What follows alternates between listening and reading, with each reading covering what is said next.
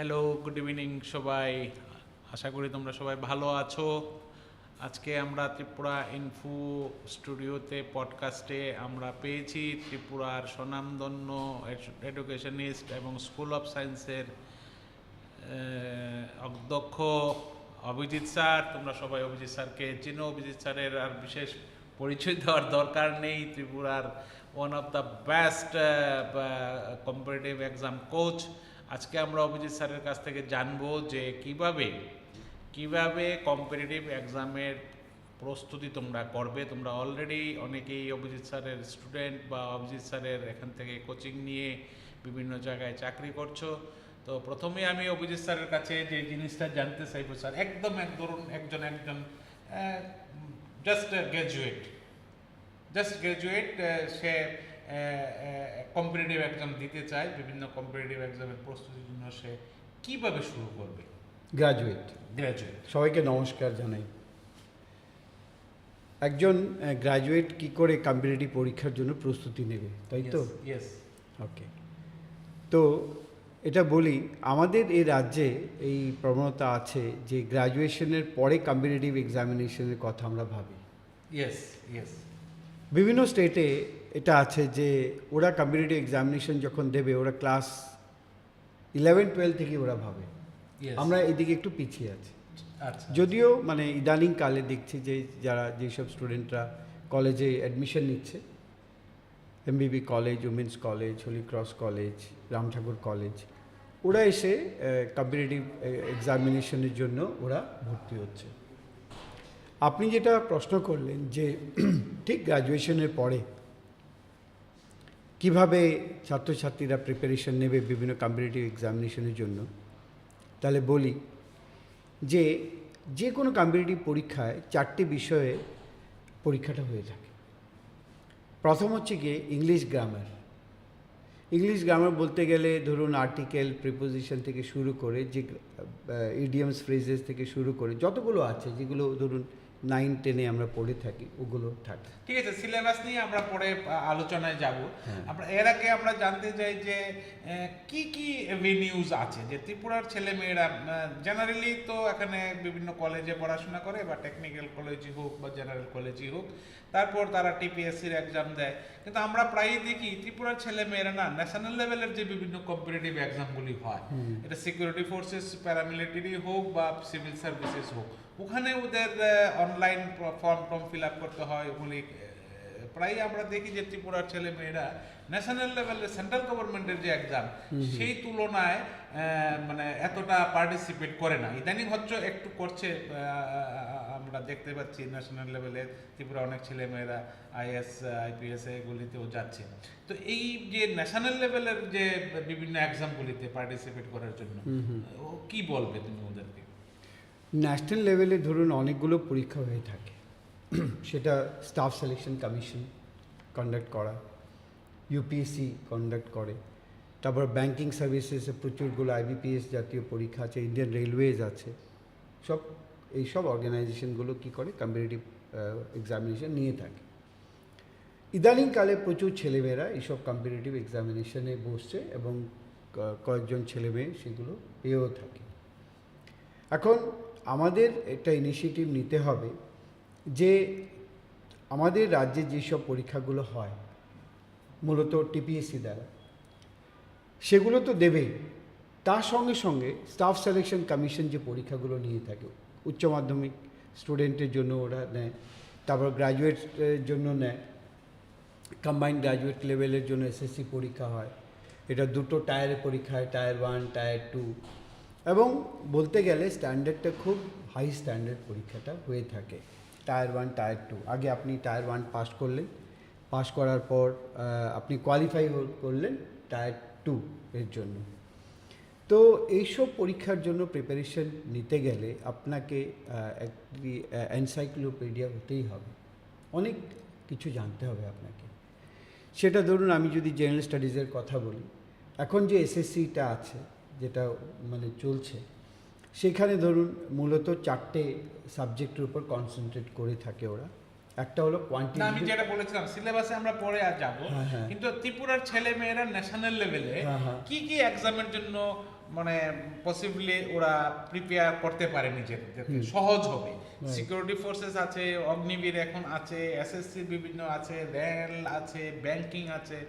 আমাদের যে ছেলে মেয়েদের যে স্ট্যান্ডার্ড, ওই স্ট্যান্ডার্ডে কি এখনই আমরা UPSC, civil service, IPS, is এগুলির জন্য কি আমরা ইকুয়ালি আমাদের ছেলেদেরকে প্রিপেয়ার করার জন্য বলবে? হ্যাঁ, একদম একদম। ধরুন ইউপিএসসির জন্য প্রিপারেশন নিক, প্রিলিমস আছে, মেইনস আছে। ত্রিপুরার আমরা যতটুকু জানি স্কুল অফ সায়েন্সে একমাত্র শিক্ষা প্রতিষ্ঠান যেখানে ত্রিপুরার ছেলে মেয়েদের জন্য বিভিন্ন কোচিং হয়ে থাকে এবং বহু বছর, যাকে আমি নিজেই 30-35 বছর ধরে এটার সঙ্গে ইনভলভ। তো কি কি কোর্সেস বা কি কি পরীক্ষার কম্পিটিটিভ এক্সামের জন্য এখানে পড়ানো হয়? আমাদের এখানে মূলত ধরুন আমরা স্টাফ সিলেকশন কমিশন পড়াই, প্রচুর ছেলেমেয়েরা আমাদের এসএসসি এক্সামিনেশন উত্তীর্ণ হয়েছে। ইন্ডিয়ান রেলওয়েজ আছে, এটার মধ্যে অনেক স্টুডেন্টরা চান্স পেয়ে থাকে। তারপর আরআরবি আছে, তারপর আইবিপিএস আছে, প্রচুর ছেলেমেয়েরা আমাদের। আপনাদের এখানে ইউপিএসসি বা আইপিএস, হ্যাঁ, সেটা আমরা দিয়েছি, সেটা প্রসেসটা চলছে।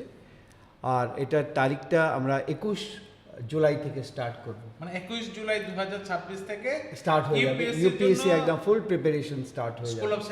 স্কুল অফ সায়েন্সে হবে। Very good. হ্যাঁ, একদম। আমাদের এখানে রাজ্যের যারা স্পেশাল টিচার্সরা আছে, যারা ধরুন কম্পিটিটিভ পরীক্ষার জন্য পড়াতে পারে, ওদেরকে নেব।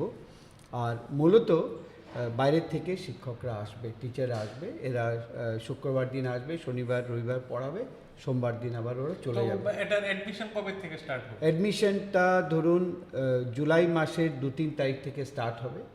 আর 21 জুলাই থেকে আমরা এটা পুরো কোর্সটা পুরো দমে স্টার্ট করব। ফাইন স্যার, আরেকটা জিনিস আপনার কাছ থেকে জানতে চাইবো।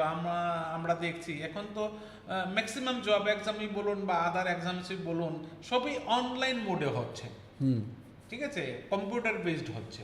তো এই কম্পিউটার বেসড অনলাইন এক্সামের জন্য আমি প্রায়ই দেখি আমাদের ছেলে মেয়েরা অনেক কিছু জানে, কিন্তু how to prepare for online exam, computer based এক্সামে কিভাবে ওরা লিখবে কম্পিউটারের কিবোর্ডে ইউজ করে, এটা অনেকেই আমাদের ছেলে, বিশেষ করে আমাদের প্রত্যন্ত গ্রামের ছেলে মেয়েরা জানে না how to prepare for online exam.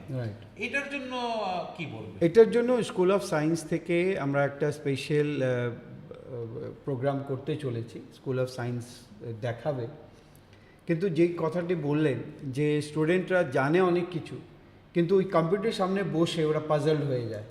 আর ওটার মধ্যে ধরুন একটা কোয়েশ্চেনের পরে আরেকটা কোয়েশ্চেন চলে আসে, টাইম ল্যাপস হয়ে যায়। তো এটার জন্য ওদেরকে প্র্যাকটিস করতে হবে। আচ্ছা, এটার জন্য ওদের প্রচুর প্র্যাকটিস করতে হবে। স্কুল অফ সায়েন্সে কি আছে? আমরা এটা শুরু করতে চলেছি, যেখানে স্টুডেন্টরা ধরুন অনলাইনে যেই পদ্ধতিতে পরীক্ষাগুলো হয়, সেই পরীক্ষা কিভাবে অনলাইনে ওরা দেবে, সেই জন্য আমরা স্পেশাল কোচিংয়ের বন্দোবস্ত করছি। ফাইন। এছাড়া আরেকটা জিনিস আমরা প্রায়ই দেখি যে ত্রিপুরার ছেলে মেয়েরা না, এই যে বিভিন্ন এক্সামগুলি হচ্ছে, এই যে বিভিন্ন সিলেবাস নিয়ে অনেক সময় ওরা একটু পাজল থাকে। তারা জানে না যে ব্যাংকিংয়ের জন্য কিভাবে পড়তে হবে, রেল রিক্রুটমেন্ট বোর্ডের পরীক্ষার জন্য কিভাবে পড়তে হবে, বা ব্যাংকিংয়ের জন্য কিভাবে করতে হবে। তো আগের থেকেই ধরুন বিজ্ঞাপন বেরোবার আগের থেকেই ওই পার্টিকুলার কোর্স সম্পর্কে কোচিং দেওয়ার জন্য ছেলেমেয়েরা কিভাবে আপনাদের হেল্প নিতে পারে? একদম।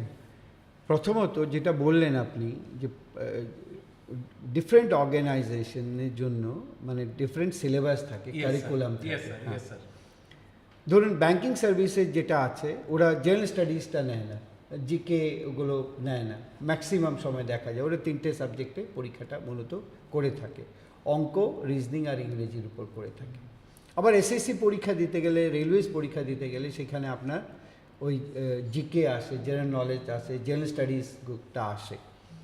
তাহলে যে ক্যান্ডিডেট যে পরীক্ষার প্রস্তুতি নেবে তাকে আগে জানতে হবে সিলেবাসটা কী, তাকে বারবার করে সিলেবাসটা দেখতে হবে এবং সেই সিলেবাসের টপিকসগুলো কী দেওয়া আছে সেগুলো দেখতে হবে। ওরা টপিকগুলো দিয়ে দেয়। ধরুন যে কোনো পরীক্ষায় দিয়ে দেয় ইন্ডিয়ান হিস্ট্রি, তাহলে ইন্ডিয়ান হিস্ট্রি যদি শুধু থাকে তাহলে আপনাকে এনশিয়েন্ট হিস্ট্রি পড়তে হবে, মেডিভেল হিস্ট্রি পড়তে হবে, মডার্ন হিস্ট্রি পড়তে হবে। কনস্টিটিউশন দিয়ে দিল, পুরো কনস্টিটিউশন পড়তে হবে, আপনাকে ডিফারেন্ট পার্টস পড়তে হবে, শিডিউল পড়তে হবে, অ্যামেন্ডমেন্টসগুলো পড়তে হবে, মানে পুরো সংবিধান আপনাকে জানতে হবে। ওরা কিন্তু স্পেসিফিক্যালি সিলেবাসটা দিয়ে দেয়।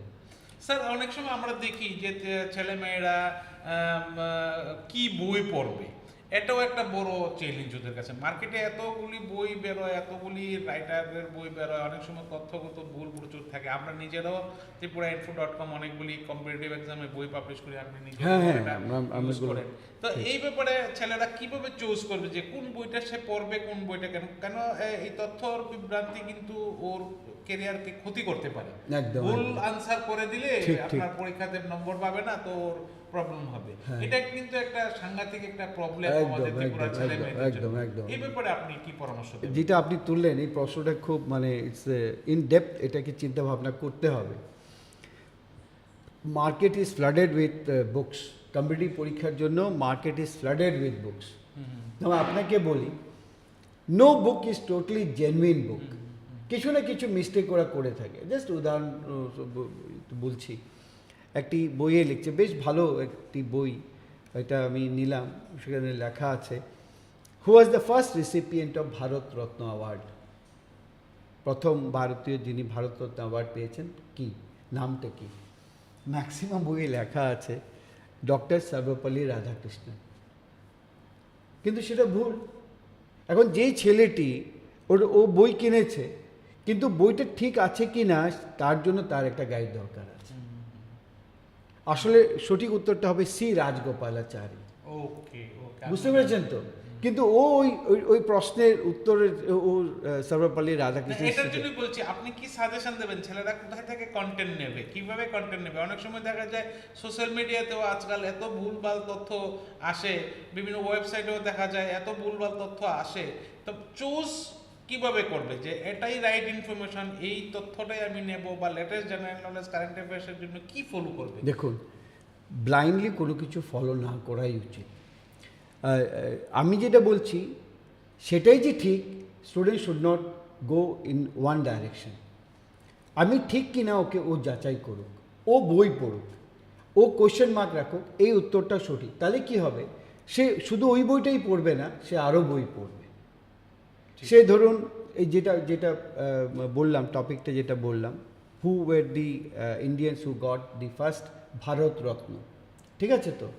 তো এটা তো ও পড়বেই, তার সঙ্গে সঙ্গে এটা জানবে যে ভারতরত্ন কবে থেকে দেওয়া শুরু করেছে, কে প্রথম এটা এই অ্যাওয়ার্ডটা কে দিয়েছেন, কোন রাষ্ট্রপতি দিয়েছেন, কতজন পেল। তো এইগুলো যখন সে পুরোটা পড়বে, বুঝতে পেরেছেন তো? ব্যাপারটা হলো সেই যাতে স্পেসিফিক্যালি ওই প্রশ্নের ওই উত্তরটা না শিখে যায়। টপিকটা আছে, পার্টিকুলার টপিকে একটা ধারণা যাতে সে নিয়ে যায়। আরেকটা জিনিস আমরা প্রায়ই দেখি যে ছেলেরা রিটেন তো এক্সামে ভালো নম্বর পেল, কিন্তু ফিজিক্যাল যে ইন্টারভিউ হয়, ভাইবা বসি যেটাকে বলি, অনেক সময় ওরা গিয়ে ভাষার কত সমস্যার জন্য প্রবলেম ফেস করে, বা they don't know how to prepare for viva বসি বা ফিজিক্যাল ইন্টারভিউ। এই ক্ষেত্রে আমাদের ছেলেদেরকে আপনি কি পরামর্শ দেবেন? এটার জন্য প্রপার ট্রেনিং দরকার আছে। আমাদের যেমন স্কুল অফ সায়েন্সে যে কোনো কম্পিটিটিভ পরীক্ষার জন্য আমরা এদের মক সেশনগুলো করি। এক এক সময় তো সিঙ্গেল ইন্ডিভিজুয়াল মকটা হয়, তারপর প্যানেল বসানো হয়। ইদানিংকালে ধরুন এগ্রিকালচার অফিসারের যে পরীক্ষা হবে, পার্সোনালিটি টেস্ট 1 জুলাই থেকে শুরু হবে, আমরা একটা প্যানেল করে দিয়েছি। সেই প্যানেলে আমিও মাঝে মধ্যে থাকি, এক্সপার্টসও থাকে। এখন ভাইবার জন্য ফেস করতে গেলে আগে আমাকে ল্যাঙ্গুয়েজটা ঠিক করতে হবে, যে আমাকে যদি ইংরেজিতে প্রশ্ন করা হয় আমি যাতে খুব কমফর্টেবলি ইংরেজিতে উত্তর দিতে পারি। আমাকে যদি হিন্দিতে প্রশ্ন করা হয় তাহলে আমি যাতে ভালো করে হিন্দিতে বলতে পারি, বাংলা তো আছেই। এবং কিভাবে একটি প্রশ্নের উত্তর আমি দেব, আমার অনেক প্রশ্নের উত্তর আমার জানা আছে, তাহলে খুব সাজিয়ে দিতে হবে। অনেক প্রশ্নের উত্তর আমার কাছে নেই, ধরুন একটা প্রশ্ন করা হয়েছে সেটা আমি কোনোদিনই শুনিনি, তাহলে আপনি কিভাবে বলবেন যে না এটা উত্তরটা আমি দিতে পারবো না, আমি জানি না? তাহলে অনেস্টলি এইগুলো বলতে হয়।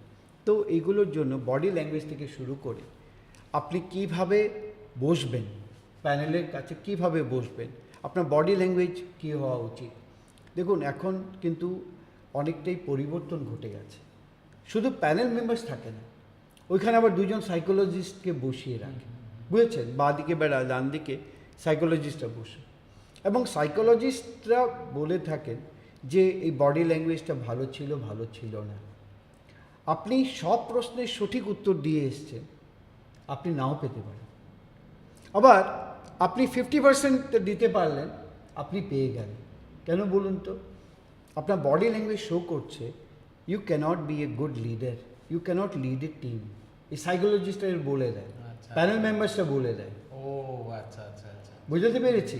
তাহলে এটার জন্য ধরুন এটা 1 দিন 2 দিন 3 দিন না, এটা মাসের পর মাস এই কিভাবে আমি পার্সোনালিটি টেস্ট ফেস প্র্যাকটিস করতে হবে। এটা তো আপনারাও দেখেছেন। প্র্যাকটিস আমাদের স্কুল অফ সায়েন্সে বলি, দর্শকদের বলি, এটা তো আপনাদেরকেও ডাকা হয়। ঠিক, ঠিক। আপনি যান, মানস স্যার যান, শেখর স্যার যান, কতজন ঠিক, ঠিক। যে এক্সপার্ট প্যানেল আমরা বসাই। না, এখন তো ত্রিপুরার একটা মানে কি বলবো, আপনি শুধু কম্পিটিটিভ এক্সাম কোচ নন, ত্রিপুরার অ্যাডমিনিস্ট্রেশনের ম্যাক্সিমাম অফিসেই আপনার ছেলেরাই আজকে ডিএম বিডিও থেকে একদম, আরম্ভ একদম। We are করে very proud secretary to say. পর্যন্ত খুব হচ্ছে। We are also proud for that, যে ত্রিপুরার অরিজিন একটা কোম্পানি বা কোচিং সেন্টার এত বড় পরিমাণে ছেলেদের মেয়েদেরকে ট্রেনিং করাচ্ছে, এবং আমি আশা করব যে ন্যাশনাল লেভেলেও আপনারা ইউপিএসসি এক্সামের জন্য আপনারা করবেন। আজকে আমাদের আলোচনা এখানেই সমাপ্ত করতে হবে। ঠিক আছে। আগামী দিনে এই ধরনের টপিক নিয়ে আমরা আরো আলোচনা করব। ঠিক আছে। থ্যাংক ইউ ভেরি মাচ আমাদের Thank Tripura you, info thank you, পডকাস্টে thank you. আসার জন্য। Thank you. ভবিষ্যতে আপনি আমাদের ডাকে সাড়া দিয়ে আসবেন